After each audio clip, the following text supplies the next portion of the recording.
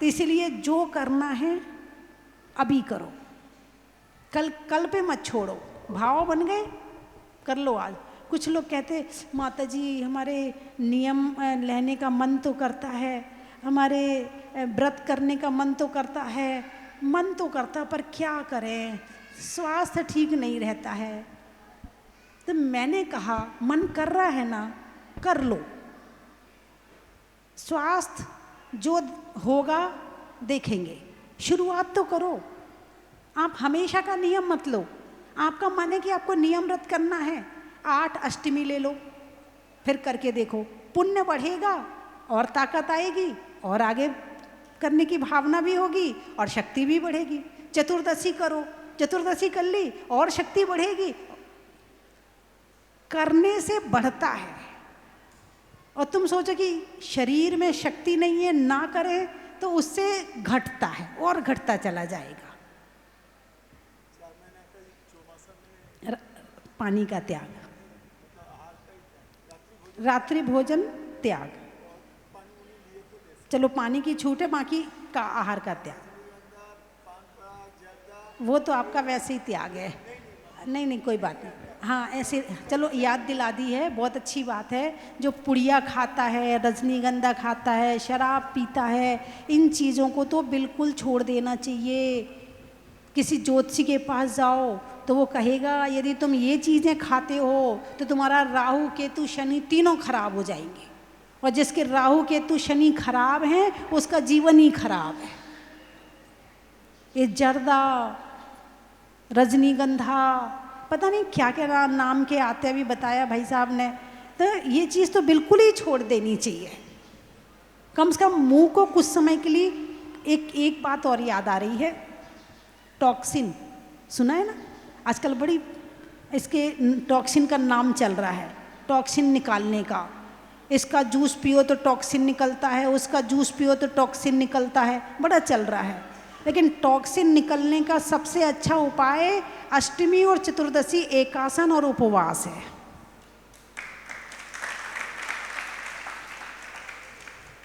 Toxin निकालने का सबसे अच्छा उपाय है कि अष्टमी और चतुर्दशी जो एकासन या उपवास कर ले तो श्रेष्ठ है। उसको अलग डॉक्टर के द्वारा दवाई खा के टॉक्सिन निकालने की जरूरत ही नहीं पड़ेगी। जो जितने भी आपके टॉक्सिन यानी जो विषाणु हैं, विषाणु विष के अणु, क्या एक व्यक्ति ने तो उपवास के माध्यम से कैंसर जैसी बीमारी भी ठीक कर ली। क्योंकि भोजन करेंगे तो भोजन तो पेट में जाएगा ही जाएगा, जितने विष के अणु हैं, बीमारी के अणु हैं, भोजन उनको भी मिलेगा तो वो भी बलवान होंगे। और जब उन्हें भोजन मिलेगा ही नहीं तो वो अपने आप मर जाएंगे। तो ऐसे ही टॉक्सिन निकालने का सबसे अच्छा उपाय एकासन या उपवास है। जितना शरीर को सप्ताह में एक दिन भोजन कम से कम दोगे, सप्ताह में एक दिन, तो ये अपने आप ही सफाई हो जाएगी, है ना। तो दवाई खाने की ज़रूरत पड़ेगी। चलिए समय हो रहा है, मैं 3 चीज़ें बोलूँगी, आपको कहना बड़ा ही, बोलिए ना, महत्व है। शरीर में दम का, होने में नम का, और जीवन में संयम का बड़ा ही महत्व है। जंगल में नाग का, शहरों में बाघ का, और नहीं डरने में त्याग का।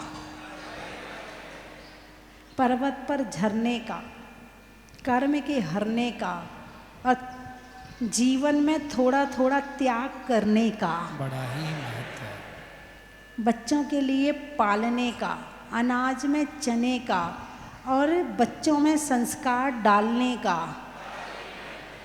हिंदी में मात्रा का, स्कूल में छात्रा का, आज आपकी जहाजपुर की यात्रा का।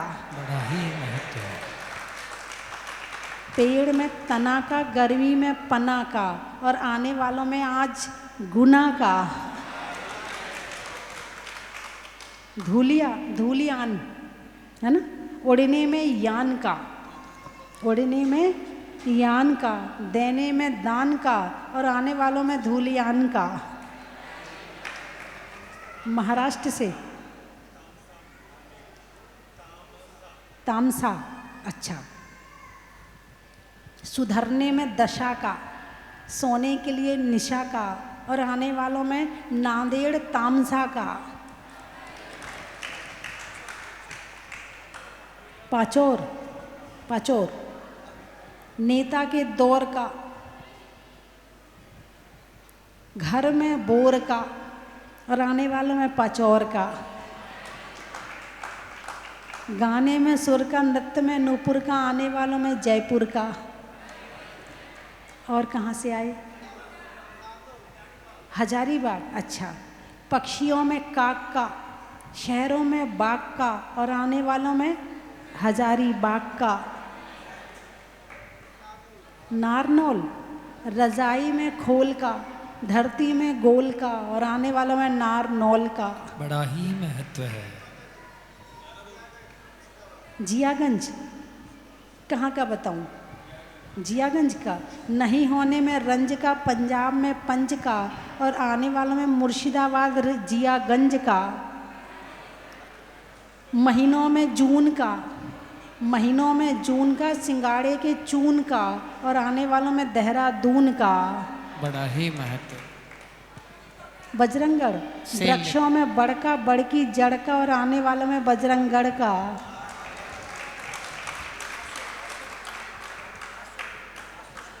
नासोर, लासोर, लासोर, अच्छा। नेता के दौर का, जंगल में मोर का, और आने वालों में लासौर का। बड़ा ही महत्व है। हो गए सारे? माता जी कोटा, अच्छा। सावन की घटा का, रसोई में पटाखा, और आने वालों में कोटा का। देहरादून बता दिया, बता दिया। अच्छा, तू रायपुर से आई है?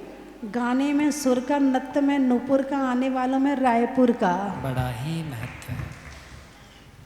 आत्मा में एक का, मनुष्य में नेक का, करने में भगवान के अभिषेक का। बड़ा ही लगाने में नारा का, आकाश में तारा का, और आने करने में आज की शांति धारा का।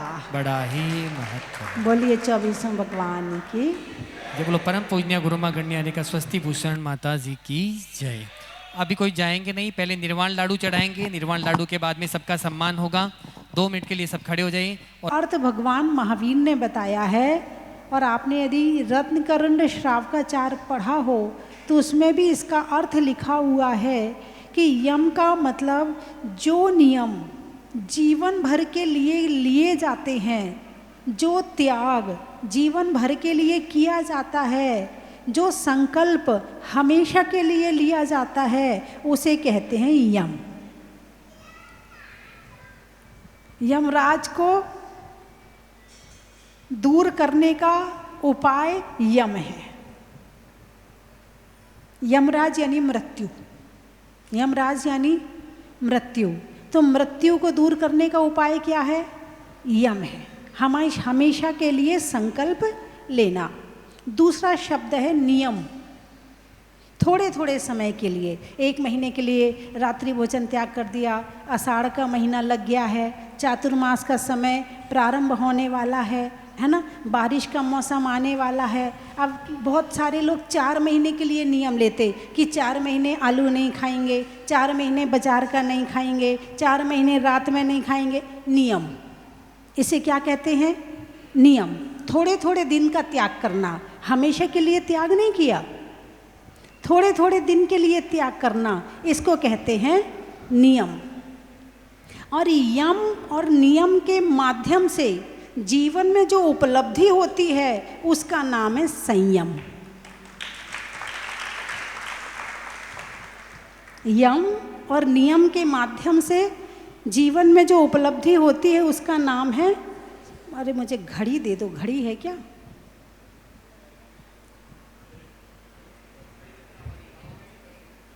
हाँ दिखाओ, हाँ सही है।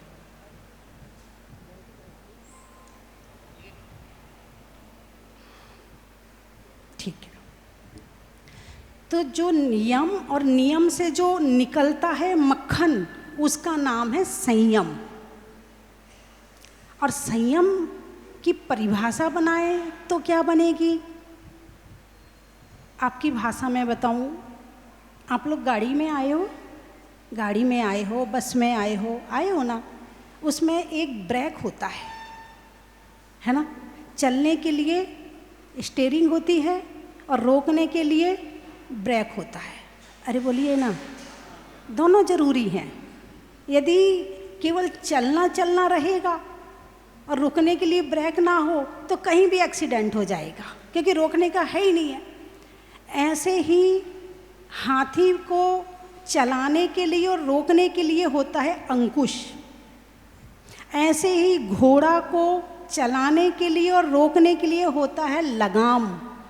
कहते हैं ना, लगाम लगा लो, बहुत बोलती हो आजकल, लगाम लगाओ अपने मुंह पे।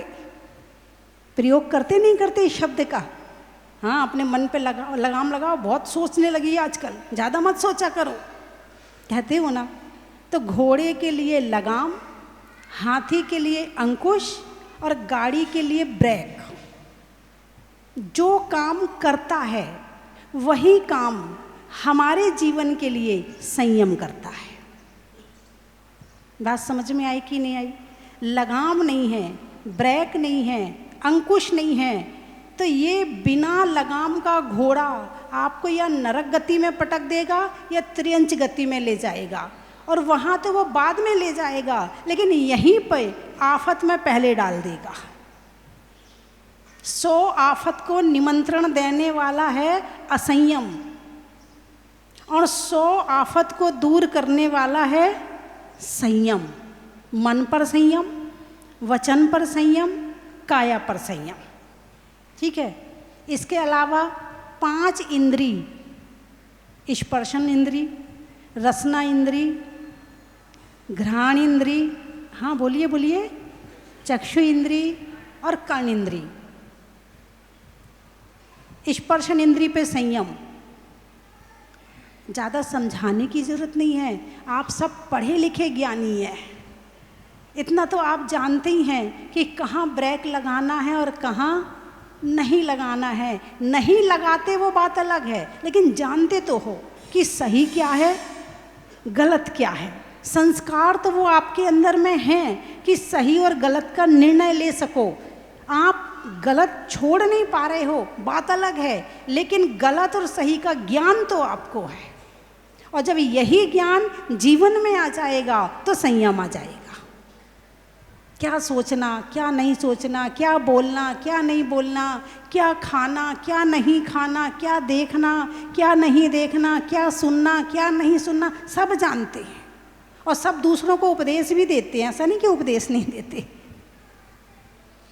सब एक दूसरे को कंट्रोल करना चाहते हैं। खुद को कंट्रोल नहीं करना चाहते हैं, दूसरे को कंट्रोल करना चाहते हैं। जो खुद को कंट्रोल करता है उसका नाम है संयम। क्या नाम है उसका? संयम। अब संयम जीवन में आए कैसे?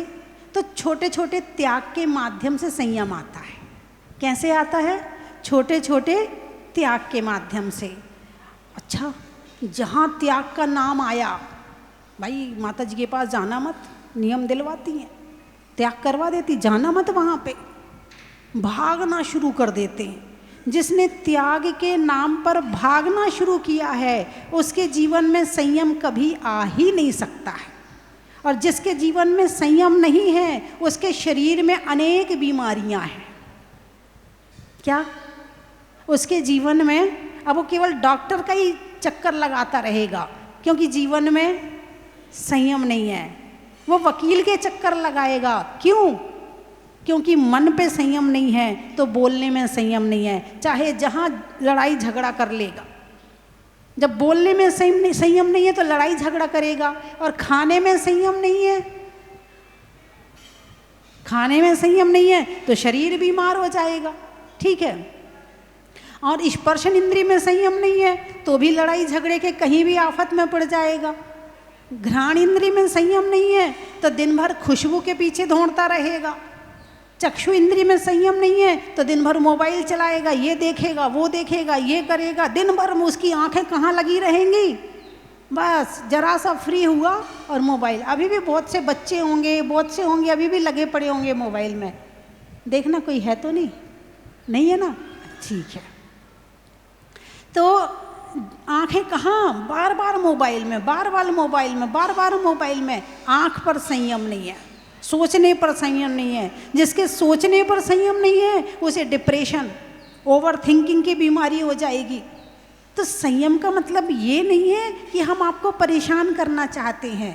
त्याग का मतलब ये नहीं है कि हम आपको दुख देना चाहते हैं, आपको दुखी करना चाहते हैं। त्याग दुखी नहीं करता है, त्याग सुखी करता है। संयम दुखी नहीं करता है, संयम सुखी करता है। लेकिन भोगों की भीड़ में इतना खो गए हो कि त्याग के नाम से डरने लगे हो। क्या त्याग के नाम से? और कुछ लोग तो प्रवचन ही नहीं सुनते। हाँ, जैसे ही प्रवचन शुरू होगा लोग उठ के भाग जाएंगे। कोई ऐसी बात ना आ जाए कि त्याग करना पड़े, कोई नियम ना मिल जाए। यहाँ पे बड़ा मुश्किल है नियम लेना। लेकिन ध्यान रखना, बिना ब्रेक की गाड़ी, बिना ब्रेक का जीवन, बिना ब्रेक का संयम, बिना कंट्रोल का जीवन कहीं भी आफत में डाल देगा। तो भगवान महावीर ने यम और नियम दो तरह से बताया है ना। यम, जैसे ही आपने जन्म लिया तो आपके 8 वर्ष की उम्र में जो अष्टमूल गुण हैं वो दिलवा दिए जाते हैं। मद, मांस, मधु, बड़, पीपर, पाकर, ऊमर और कठूमर, इन 8 चीज़ों का त्याग आपको बचपन से ही करा दिया जाता है और हमेशा के लिए करा दिया जाता है। तो ये हो गई यम। क्या हो गया? यम हो गई। अब बेटा आज अष्टमी है, आज आलू नहीं बनेंगे घर में, आज रात में खाना नहीं मिलेगा तुझे, आज अष्टमी है, आज चतुर्दशी, आज मेरा भी उपवास है, आज तू भी एक टाइम खा ले। चल एक टाइम नहीं करता, नियम से 2 बार खा लेना, आज बाजार का मत खाना, आज चतुर्दशी है बेटा। ये नियम, ये छोटे छोटे नियम आपने बचपन में संस्कार डाले, वो नियम उसकी सारी जिंदगी काम आएंगे। आपने संस्कार बीज डाल दिया उसके अंदर त्याग का। एक माँ है जो छोटे छोटे त्याग के बीज अपने बच्चों के अंदर डालती है, और जो माँ ना खुद त्याग करती है ना अपने बच्चों को करवाती है, वो खुद भी आफत में पड़ी रहती है और अपने बच्चों को आफत में डालने के संस्कार देती है। अरे बोलिए ना, हाँ या ना। मैं ये कह रही, साधु के पास तो बाद में त्याग होता है, पहले त्याग की नींव तो माँ रखती है। पहली शिक्षा गुरु माँ होती है, पहले छोटे छोटे त्याग और नियम की दीक्षा गुरु माँ होती है। और जो माँ अपने जीवन में बच्चों को संस्कार दे देती है, समझना उसने अपने बच्चों को सुख दे दिया, उसने सुख का रास्ता दिखा दिया, उसने सुख की राह दिखा दी अपने बच्चों को। और कौन चाहता कि उसका बच्चा दुखी रहे? एक बार तो मैंने खुद देखा अपनी आंखों से, एक छोटा सा बच्चा अनंत चतुर्दशी की रात में, और माँ उसके आगे पीछे पूड़ी लेके घूम रही, ले बेटा खा ले, ले बेटा खा ले। करीब 5-6 साल का बच्चा था। ले बेटा अभी छोटा है तू, कोई बात नहीं खा ले। गलत। 6 साल का बच्चा, अन्न खिला रही हो, नहीं मेरा तो आज व्रत है, वो बच्चा छोटा है ना। बात समझ में आई कि नहीं आई? कम से कम अन्न तो मत खिलाओ। अब जब तुम अभी से उसके अंदर संस्कार नहीं डालोगी तो कब डालोगी? और बचपन में जो याद कर लो वो हमेशा याद रहता है। बचपन में जो छोटे मोटे नियम धारण करो उसके संस्कार बाद तक होते हैं। एक कलेक्टर था जयपुर में, नाम तो मैं भूल गई, अपने जैन हैं, तो वो कमंडल पकड़ के चल रहा था। तो मैंने कहा बड़ा संस्कारी कलेक्टर है। एक कलेक्टर आहार दे रहा है, कमंडल पकड़ के बिहार में चल रहा है। तो मैंने उससे पूछा तुम कहाँ के हो? बोले हम मेरठ के हैं। मैंने कहा इतने संस्कार तुम्हारे अंदर कहाँ से आए? बोले बचपन में पाठशाला जाते थे। क्या कहा उन्होंने? बचपन में पाठशाला जाते थे। और वहाँ ये सब कुछ सिखाया जाता था। और जब पाठशाला जाते तो सामूहिक संस्कार मिलते हैं। एक दूसरे को मन में इच्छा ना हो तो दूसरे को देख के इच्छा बन जाती है, तो ऐसे संस्कार मिलते हैं। फिर हमारे यहाँ कोई महाराज आते थे तो हम बच्चे बच्चे मिल करके चौका लगाते थे। क्या करते थे? चौका लगाते थे। बोले आचार्य श्री ज्ञान सागर जी मेरठ में जब चतुर्मास किया तो उनके कमंडल पकड़ के हम आगे आगे चलते थे। बस वही संस्कार हैं कि आज कलेक्टर बनने के बाद भी अभिषेक भी करता है, पूजा भी करता है, आहार भी देता है और कमंडल पकड़ के भी चलता है। कलेक्टर बनना बुरी बात नहीं है, आधुनिक पढ़ाई करना बुरी बात नहीं है, लेकिन संस्कारों के साथ, संस्कारों के साथ। ऐसा ना हो कि तुम संस्कार ना दो तो कोई और संस्कार दे दे, जगह खाली नहीं रहेगी। ये प्रकृति कोई भी दुनिया का एक भी स्थान खाली नहीं छोड़ती। अभी बारिश होगी, जहाँ जहाँ मिट्टी होगी घास उग जाएगी। या तो तुम पेड़ लगा दो, या तो तुम बाग बगीचे लगा दो, या तो तुम कोई अनाज बो दो, तो प्रकृति वो दे देगी तुम्हें। और यदि तुम नहीं करोगे तो प्रकृति घास से भर देगी, प्रकृति खाली नहीं छोड़ेगी। ऐसे हमारा दिमाग है, यदि इसमें संस्कार तुमने नहीं दिए तो बुरे संस्कार आने ही आने हैं। फिर बाद में रोना मत, बाद में परेशान मत होना। अब वो शराब पीने लगा, अब वो सिगरेट पीने लगा, अब वो ये करने लगा, अब वो करने लगा। बात समझ में आई कि नहीं आई? संयम के संस्कार बचपन से दे दोगे तो तुम्हारा बच्चा सारे जीवन सुरक्षित रहेगा, वरना कहाँ जाके और कौन संस्कारित कर देगा पता नहीं है। ये दिमाग खाली नहीं रहेगा। ये दिमाग खाली रहता है क्या?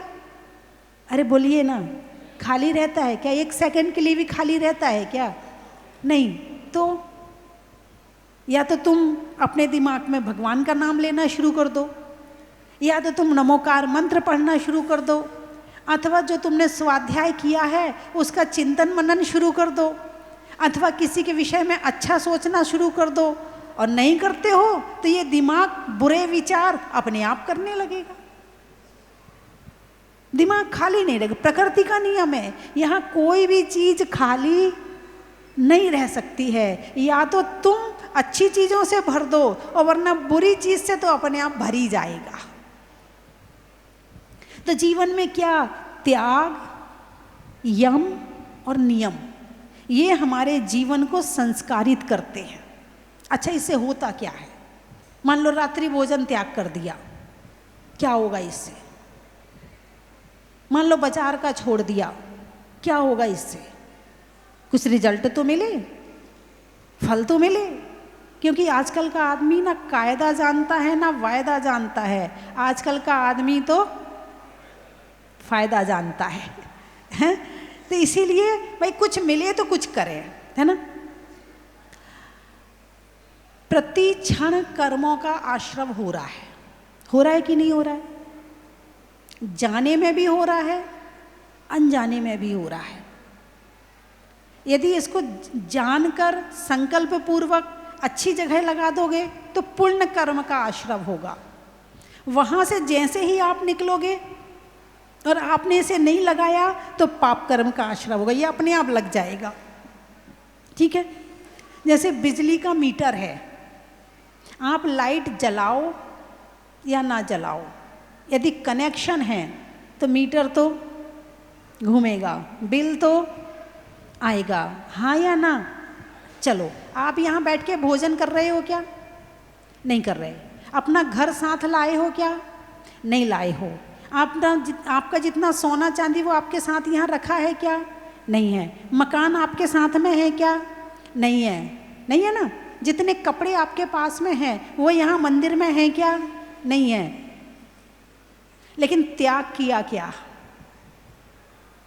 अरे बोलिए ना, त्याग किया क्या? नहीं किया। कनेक्शन काटा नहीं तो बिल तो आ रहा है, मीटर तो घूम रहा है। क्यों? क्योंकि कनेक्शन नहीं काटा।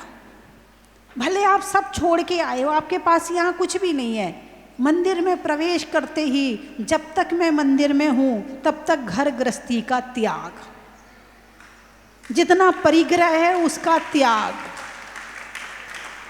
रात को सोने जाते हो, जितना परिग्रह मेरे साथ में है इसको छोड़कर बाकी का त्याग, कनेक्शन काट दिया सुबह तक के लिए। जब तक आप मंदिर में हैं तब तक के लिए, जब तक सो रहे हैं तब तक के लिए आपने क्या किया, कनेक्शन काट दिया। और जैसे ही कनेक्शन काटा वैसे ही जो कर्म का आश्रव हो रहा था वो रुक जाएगा। बात समझ में आई कि नहीं आई? कर्म का आश्रव रुक जाएगा, अब कर्म नहीं आएगा। क्यों नहीं आएगा? क्योंकि आपने कनेक्शन काट दिया है। अब आप यहाँ बैठ के भोजन नहीं कर रहे हो, लेकिन भोजन करने का पाप लग रहा है, अभी भी लग रहा है, क्योंकि आपने त्याग नहीं किया है। तो इसके लिए बताया नियम, छोटे छोटे नियम। भोजन कर लिया, चलो पानी को छोड़कर 2 घंटे के लिए सब चीज़ का त्याग। आपकी बता रही, मैं अपनी नहीं। हाँ, जैसे आप है, अब 2 घंटे के लिए पानी को छोड़कर सब चीज़ का त्याग। अब आपने 2 घंटे के लिए कनेक्शन काट दिया। 2 घंटे के बाद आपने जो भी आपको लेना था, चाय, जो भी लिक्विड, जो भी फल फ्रूट, जो भी आपको लेना था आपने लिया, फिर 2 घंटे का त्याग। इसको कहते हैं नियम। थोड़ी थोड़ी देर के लिए लेना, थोड़े थोड़े दिन के लिए लेना, थोड़े थोड़े महीने के लिए लेना, इसको कहते हैं नियम। और यम होता है कि आपने कनेक्शन पूरे से काट दिया, अब दोबारा कनेक्शन जोड़ोगे नहीं इसका। जैसे मद्य मांस मधु का त्याग किया तो आपने हमेशा के लिए कर दिया, अब हमेशा के लिए कनेक्शन कट, अब कहीं से कहीं तक उससे संबंधित कर्म आने वाला नहीं है। इसके लिए बताए हैं छोटे छोटे अणुव्रत। क्या बताए हैं? छोटे छोटे अणुव्रत। अणुव्रतों के माध्यम से छोटे छोटे नियम लिए जाते हैं और उन नियमों के माध्यम से जीवन में संयम आता है, और संयम के माध्यम से पाप से बचते हैं, कर्म से बचते हैं, धर्म की तरफ आते हैं, आत्मा परमात्मा से जुड़ते हैं, संतों से जुड़ते हैं, उनकी वाणी से जुड़ते हैं। तो जितना जितना हम इनसे दूर होंगे उतना उतना हम इनके निकट होंगे, और जितना हम उसके निकट होंगे उतना हम इनसे दूर होंगे। समझ में आया? अरे बोलिए ना। तो सही क्या है, त्याग या भोग? सही क्या है? अभी सारा त्याग तो कोई भी नहीं कर सकता, मैं भी सारा त्याग नहीं कर सकती, जितना थोड़ा बहुत तो मुझे भी ग्रहण करना ही पड़ता है। अभी आहार का समय होगा तो आहार भी करने के लिए जाएंगे, है ना? तो अभी थोड़ा बहुत, लेकिन जितनी शक्ति है उतना तो करो। इससे क्या होगा? लोग कहते माता जी अच्छा सा मंत्र दे दो, बहुत परेशानी आ रही है, अच्छा सा, अरे बोलिए ना, मंत्र दे दो। परेशानी कहाँ से आई और मंत्र से कैसे ठीक होंगी? अब इस पे भी आप खोज करो, इस पे भी अपना दिमाग लगाओ, कैसे, ऐसा क्यों आपके मन में विचार आया कि कोई मंत्र मांग लें माता जी से तो परेशानी दूर हो जाएगी? और परेशानी आई क्यों, इस पर भी खोज करो। परेशानी आई है कर्म के उदय में। किसके उदय में? कर्म के उदय में। कर्म आया है भोगों से। कर्म कहाँ से आया है? भोगों से। तो कर्म भोगों से आ रहा है तो परेशानी त्याग से भागेगी क्या? कर्म से कहाँ से आ रहा है? भोगों से। तो कैसे भागेगी? त्याग से। अब मान लो आपका मजबूरी है कि आप रात्रि भोजन नहीं छोड़ पा रहे, लेकिन आपने एक टाइम बांध लिया, हम इतने बजे के बाद नहीं खाएंगे, संकल्प हो गया, उसके बाद का तो छूटा, तो उतना जो कर्म था वो तो आपका कम हुआ। फिर आपने विचार किया कि अष्टमी चौदस नहीं खाएंगे, आपका एक दिन का और छूट गया, वो कर्म छूटा। अब वहाँ से पाप नहीं आएगा, वहाँ से पुण्य आएगा। कर्म तो आएगा, अभी बंद नहीं होगा, बंद करने का रास्ता बहुत आगे मिलता है। अभी तो केवल पाप से बचने का और पुण्य में प्रवृत्त होने का, धर्म से जो मिल रहा वो मिलेगा। ठीक है, आपने इतना त्याग कर दिया, फिर आपने जैसे आपके बच्चे, बेटा महीने में 2 दिन आप जो भी घर में मैगी बना कर देती, महीने में 2 दिन खाना, इससे ज़्यादा नहीं खाना। बच्चों को संकल्प दिलवा दिया, बेटे सप्ताह में 1 दिन, इससे ज़्यादा नहीं खाना, तो बच्चों का नियम हो गया। ऐसे बच्चों को भी छोटे छोटे नियम दिला, 8 दिन में 1 दिन मिलेगी, इससे ज़्यादा नहीं मिलेगी। रोज़ रोज़ पैसे मांगते नहीं बेटे, सप्ताह में 1 दिन मैं घर में बनाऊंगी ना, तुम घर में खाओ ना, घर का भोजन करो। बाजार का त्याग हो गया, तो बाजार से संबंधित जितना पाप आ रहा था वो रुक गया है। अब मान लो आप संतों से आशीर्वाद मांगते हो, तो उनके पास ये आशीर्वाद देने की ताकत कहाँ से आई? अरे बोलिए ना, संतों के पास आशीर्वाद देने की ताकत कहाँ से आई? त्याग से। तो जब हम त्याग से आपको आशीर्वाद देख सकते हैं, तो आप अपने आप त्याग करके खुद का आशीर्वाद खुद को क्यों नहीं दे सकते हैं?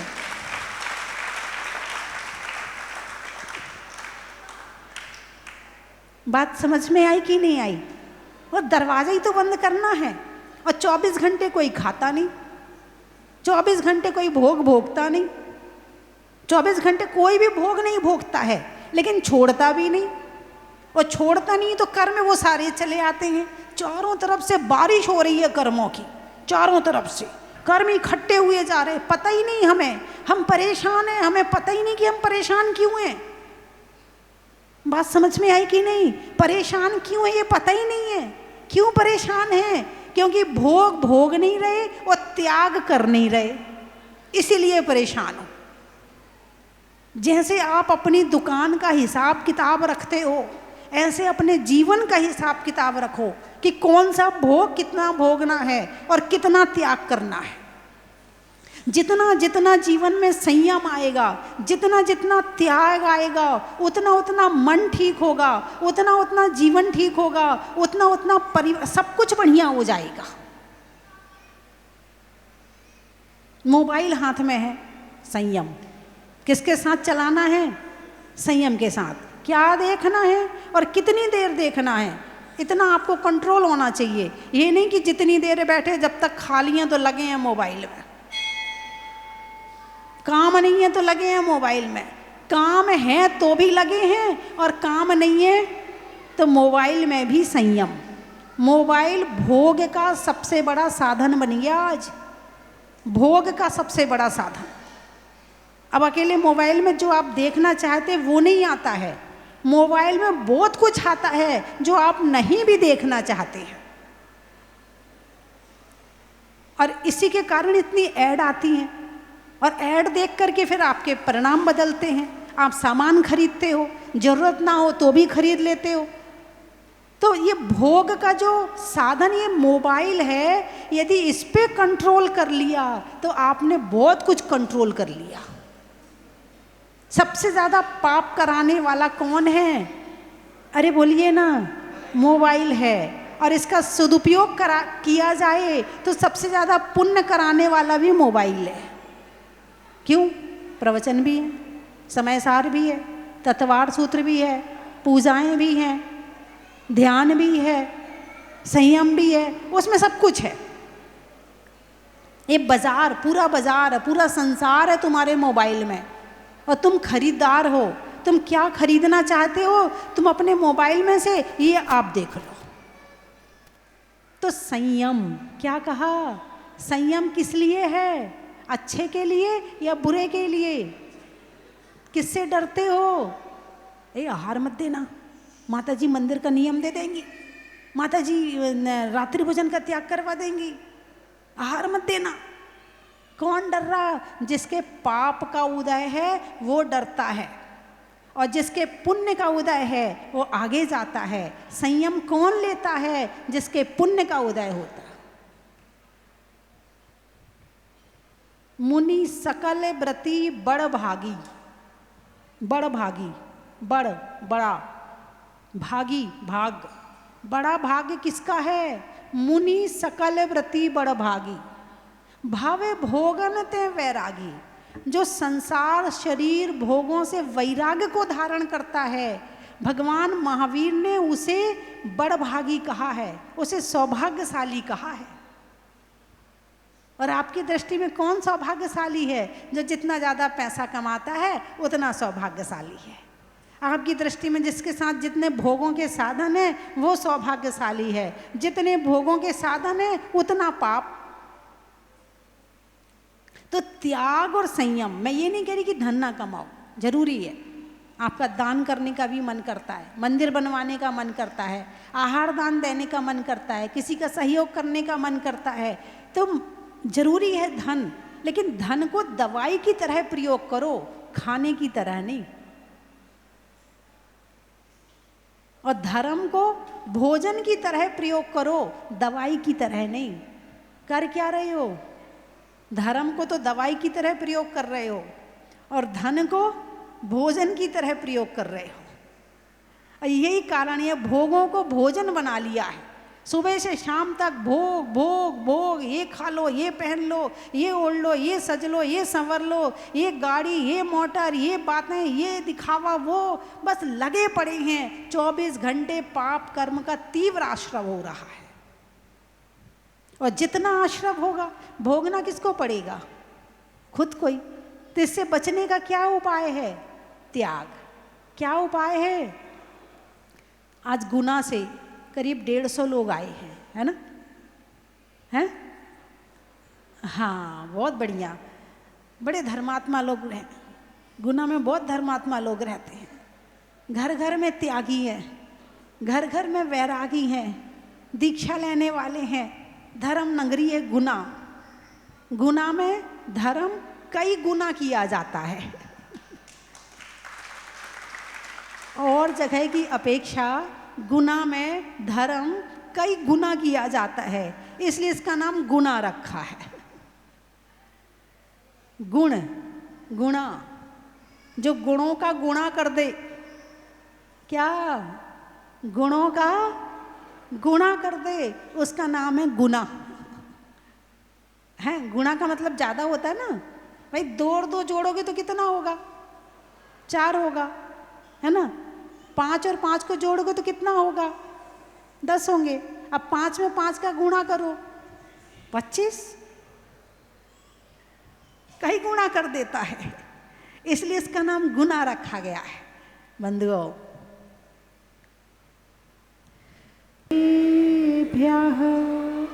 तीने भुवन में सार, वीते रागे विज्ञानिता, शिव स्वरूप शिविकार, नमो त्रियोगे समारिके। मौलिक खजराट श्री आदिनाथ भगवान की।